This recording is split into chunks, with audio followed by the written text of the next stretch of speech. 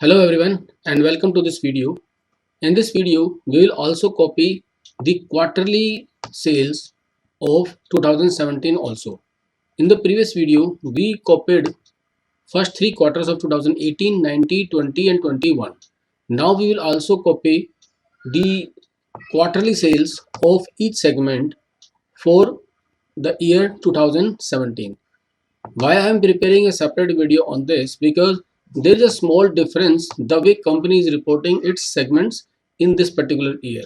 So let me take you to the year 2017, and here we have the March 2017, that is the first quarter of 2017. So open this,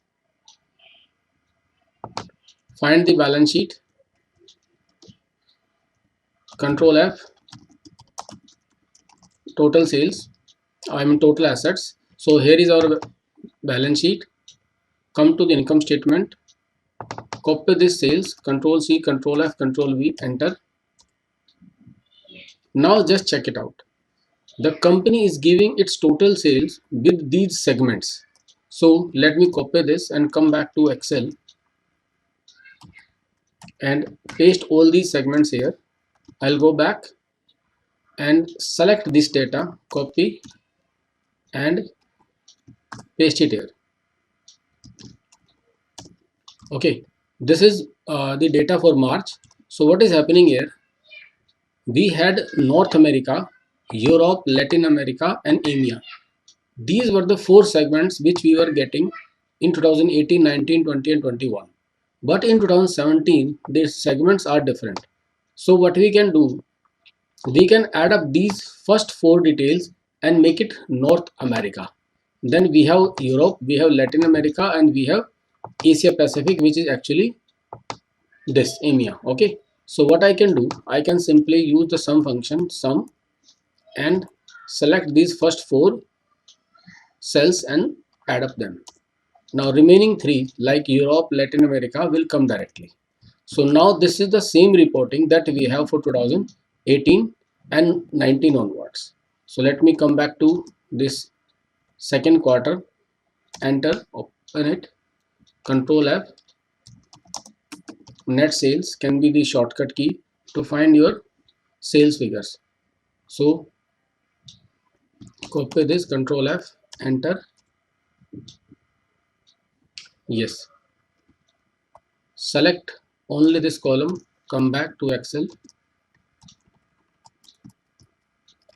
and paste it here, come back again